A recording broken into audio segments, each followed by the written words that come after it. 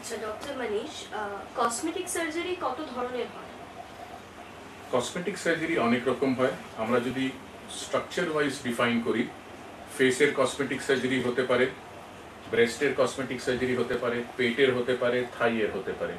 ফেসে আমাদের কি কি কসমেটিক সার্জারি হয়, একটা আগে আমরা ডিসকাস করেছি হেয়ার ট্রান্সপ্লান্ট, তারপরে আমরা আইব্রো ট্রান্সপ্লান্ট করতে পারি, মুস্টাচ ট্রান্সপ্লান্ট করতে পারি, বিয়ার ট্রান্সপ্লান্ট করতে পারি।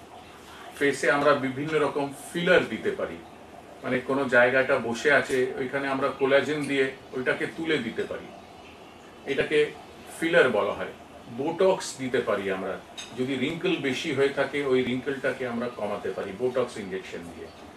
আবার অনেক সময় আমাদের ডিম্পল ক্রিয়েশন করতে হয়, আমরা ডিম্পল বানাতে পারি। নোজ কারেকশন করতে পারি, যেটাকে আমরা রাইনোপ্লাস্টি বলি। এইসব ফেশিয়াল সার্জারি আমরা করতে পারি। কানকে ঠিক করতে পারি, চিনকে ঠিক করতে পারি, জিনিওপ্লাস্টি বলা হয়।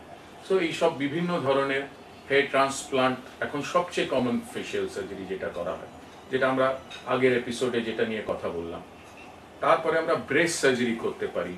অনেক সময় ছেলেদের একটু ব্রেস্ট দেখা যায়, ওইটাকে গাইনেকোম্যাস্টি আমরা বলি। ওইটা ডে কেয়ার সার্জারি। আমরা সকালে পেশেন্টকে ভর্তি করি, 1 ঘন্টা সার্জারি করে বিকেলে আমরা পেশেন্টকে ছেড়ে দিই। এটাকে গাইনেকোম্যাস্টিয়া কারেক্টিভ সার্জারি বলা হয় ছেলেদের। মহিলাদের কি ব্রেস্ট সার্জারি করতে পারি, আমরা বড় ব্রেস্টকে ছোট করতে পারি, এটাকে আমরা ব্রেস্ট রিডাকশন সার্জারি বলা হয়। এটা ডে কেয়ার প্রসিজার। একদিনের জন্য আমরা পেশেন্টকে ভর্তি করি, ব্রেস্টকে শেপিং করে আবার নেক্সট দিন আমরা পেশেন্টকে ছুটি করে দিতে পারি। এটা হলো ব্রেস্ট রিডাকশন সার্জারি।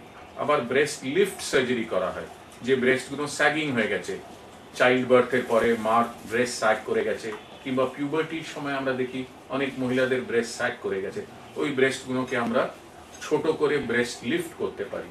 এটাকে আমরা ম্যাস্টোপেক্সি বলি। এগুলো সব জেনারেল অ্যানেস্থেসিয়াতে হয়। একদিনের জন্য পেশেন্টকে ভর্তি করা হয়, আর পরের দিন আমরা পেশেন্টকে ছুটি করে দিই। আর একটা ছোট ব্রেস্টের জন্য আমরা এইরকম ব্রেস্ট ইমপ্লান্ট ইউজ করতে পারি। এটা আপনি দেখতে পারেন কিরকম সফট, এটা সিলিকন ইমপ্লান্ট বলা হয়। এই কসমেটিক সার্জারিগুলোর কি সাইড এফেক্ট থাকে? কসমেটিক সার্জারি যদি কম্পিটেন্ট জায়গায় করা হয়, যদি কম্পিটেন্ট ট্রেন্ড একটা প্লাস্টিক আর কসমেটিক সার্জন করে, আর যদি সব কিছু স্ট্যান্ডার্ডাইজড প্রসিজার মেনটেন করা হয়, তাহলে খুব একটা কমপ্লিকেশন হওয়ার কথা নয়। তবু একটা সার্জারি আছে, তার সামান্যতম কমপ্লিকেশন হতে পারে। সেগুলো আগে পেশেন্টকে সব কিছু বোঝানো হয়, আর তারপরে সব প্যারামিটারগুলো মেনটেন করে যদি করা হয়, তাহলে কমপ্লিকেশন একদম মিনিমাম থাকে। আর কিরকম কি খরচা হতে পারে? এটা বিভিন্ন সার্জারির বিভিন্ন খরচ আছে। যেরকম আমরা ট্রান্সপ্লান্টের কথা বললাম, নোজ কারেকশনের 60-70 হাজার থেকে শুরু হয় পুরো প্যাকেজটা, ডিপেন্ডিং অপন কত কাজ করতে হয়। ব্রেস্ট রিডাকশনও 70-80 হাজার থেকে শুরু হয় পুরো প্যাকেজটা।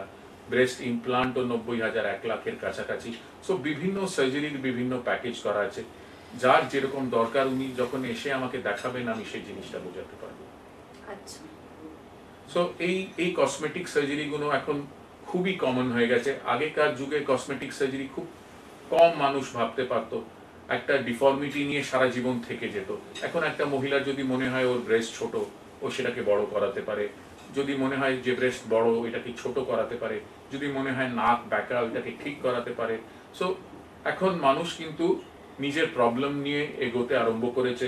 তারা টেলিভিশনে আসছে, হোটেলে রিসেপশনে বসছে, এয়ার হোস্টেস হচ্ছে। সো ওরা বিভিন্ন পাবলিক রিলেশনসে যাচ্ছে।